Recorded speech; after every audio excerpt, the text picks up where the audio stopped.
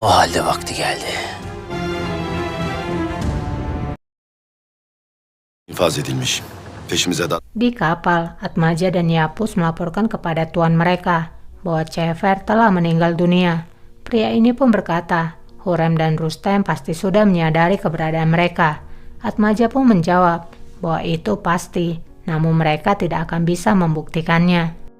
Pria ini pun berkata, mereka harus segera bersembunyi, terutama Yavuz. Setelah yakin mereka tidak terekspos, maka mereka bisa kembali kepada pangeran. Emin olduktan sonra şehzademiz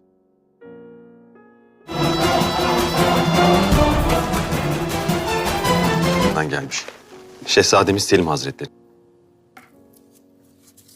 Surat dari Manisa pun sampai kepada raja. Habibe bertanya semoga itu adalah berita yang baik. Raja pun berkata bahwa Selim telah memiliki seorang pangeran. Hanedanı Ali Osman'ın asla sırtı yere gelir hünkârım. Hürrem Habibe pun berkata bahwa Hurrem Sultan ingin bertemu dengannya. ne söyle? Raja pun hanya menatap tajam kepada Habibe yang menandakan ia tidak setuju. Hayırlı bir haber aldık. Sementara di ruangan Hurrem, ia sedang bahagia dan berdandan karena atas kelahiran putra Selim. Ia merasa raja akan menerimanya. İnşallah bu vesileyle. İnşallah sultan. Tak lama Habibe pun masuk. Hurrem pun sangat menantikan jawaban dari raja. Namun Habibe berkata bahwa raja tidak ingin bertemu dengannya. Hurrem pun menjadi kesal dan mengusir semua orang. Sizi görmek istemiyorlar. Çıkın.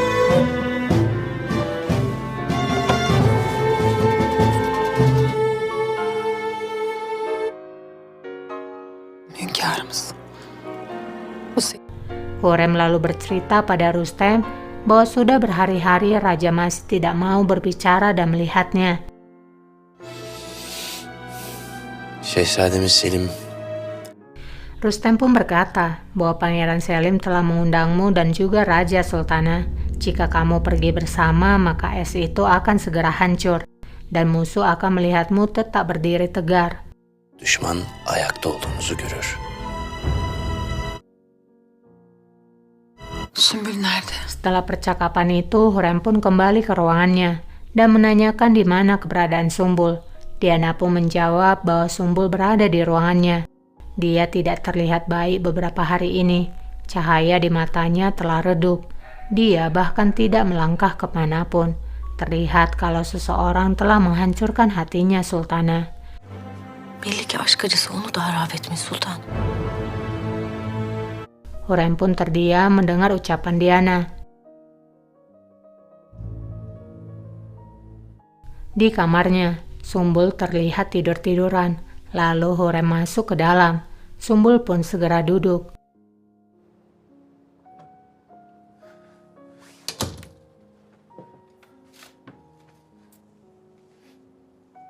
Sumbul berkata kalau ia tidak ingin berada di situasi ini. Hurrem lalu menanyakan kabar Sumbul apakah ia baik-baik saja sambil memegang tangan Sumbul. Sultan. Sumbul pun menjawab, untuk pertama kali kamu menanyakan kabarku, apakah aku terlihat sekarat? Hurrem pun tertawa karena Sumbul sempat-sempatnya membuat lelucon. Hurrem pun berkata, ketidakhadiranmu seperti aku kehilangan sayapku tanpa dirimu. Aku tidak bisa melakukan apapun tanpa dirimu di harem. Kamu harus mengumpulkan tenagamu secepatnya. Sumbul pun berkata, itu akan sangat sulit Sultana. Çok zor sultan. İçimde öyle yaralar. Aku telah memiliki luka dan tidak ada obat yang bisa menyembuhkanku. Tidak ada satu dokter pun yang akan membuatku lebih baik. Olmaz. Ben seni çok Hurrem pun berkata, aku mengabaikanmu. Aku tidak melihatmu di antara musuhku dan anakku. Aku tidak pernah bertanya apa yang kamu lakukan. Apakah ini sudah terlambat?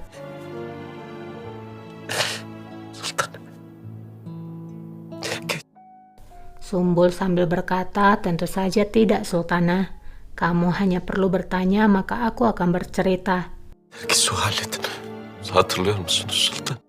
Sumbul pun mulai menceritakan dirinya. Ia memulai cerita waktu masa kecilnya. En eski hatırayı ben hatırlıyorum. Puslu. Ta ki o gün unuttum. Annem babam var mıydı? Sultan.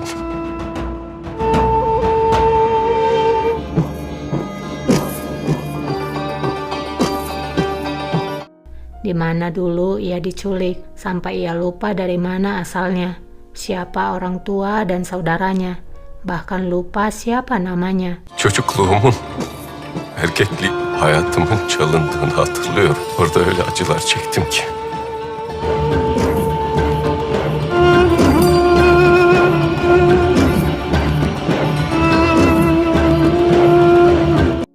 Aku ingat di mana mereka telah mengambil masa kecilku, kejantananku, dan hidupku. Akhirnya aku memiliki kesempatan hidup di kehidupan yang lain. Jadi di sini diperlihatkan di mana Sumbul dikebiri.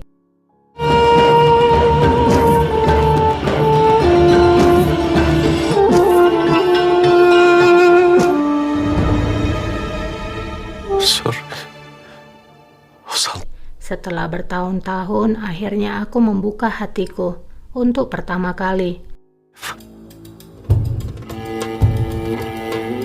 Uçlarını verdim. Diperlihatkanlah saat-saat ia bersama dengan Cefer Hatun. Aşk neymiş öğrendim sultan. Aku tahu apa itu cinta. Aku mengerti apa itu cinta.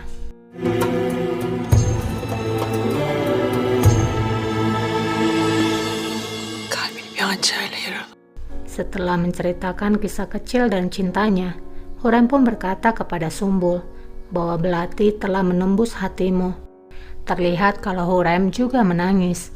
Ia merasakan kepedihan yang dirasakan oleh Sumbul. Ia berkata kalau mereka akan mencabut belati itu dan kita akan menutup lukamu. O hançeri saplandığı yerden açacağız. Kamu akan sembuh. Sumbul pun berkata, itu sudah terlambat Sultanah, sudah terlambat. Çok geç. Artık çok geç. Kamu telah menderita karena diriku. Jika aku menutup mulutku, maka kamu tidak perlu merasakan khawatir. Diye sokmasaydım.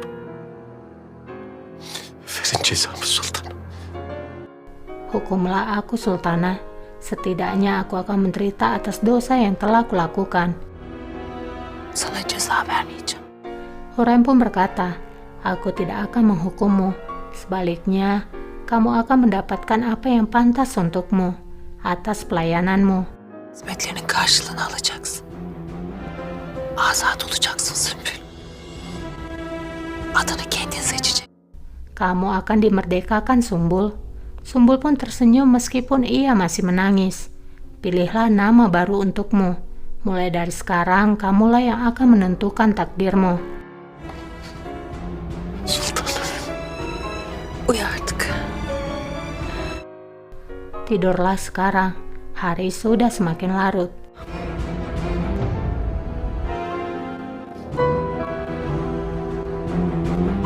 Sultan. Ya, kini Sumbul sudah dimerdekakan oleh Hurrem.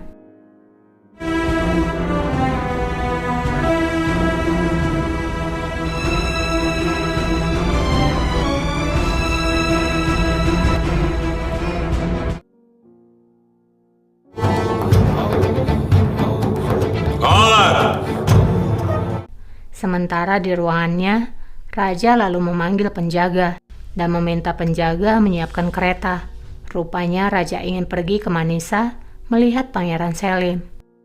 Hazırlık yapılsın Lokman ağa. Yolları bağın oluyor. Emredersiniz hünkârım.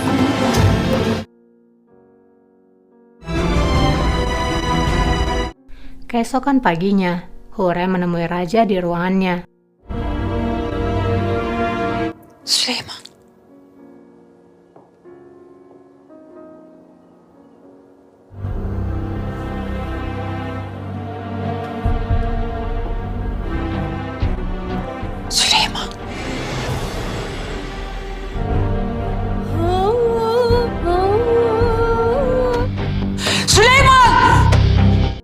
Namun apapun perkataan Hurrem, kemanapun Hurrem mengikuti raja, raja sama sekali tidak memperdulikannya, tidak mendengarnya atau melihatnya, seolah-olah raja tidak peduli lagi padanya.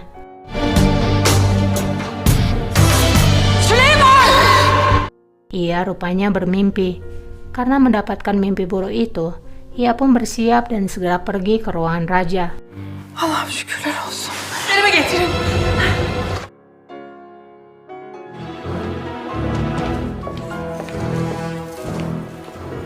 Sesampainya di depan pintu ruangan raja, ia menyuruh penjaga untuk memberitahukan bahwa dirinya ingin bertemu dengan raja.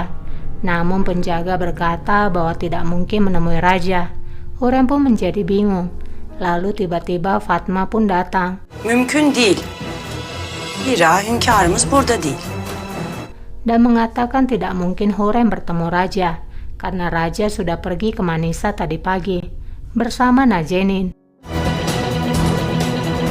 Pek yalnız da değil. Nazenin'le birlikte gittiler. Hurrem pun terdiam mendengar kabar dari Fatma Sultan. Ia tidak menyangka kalau raja akan memperlakukannya seperti itu, dan kisah pun bersambung. Buat yang suka dengan kelanjutannya, boleh dong di-subscribe dulu, supaya setiap kali aku upload video terbaru, kalian dapat notifikasinya. Terima kasih buat yang sudah subscribe. Terima kasih juga yang sudah like dan komen, itu sangat berarti buat aku. Semoga kalian selalu dalam lindungan Tuhan. Sampai jumpa, bye!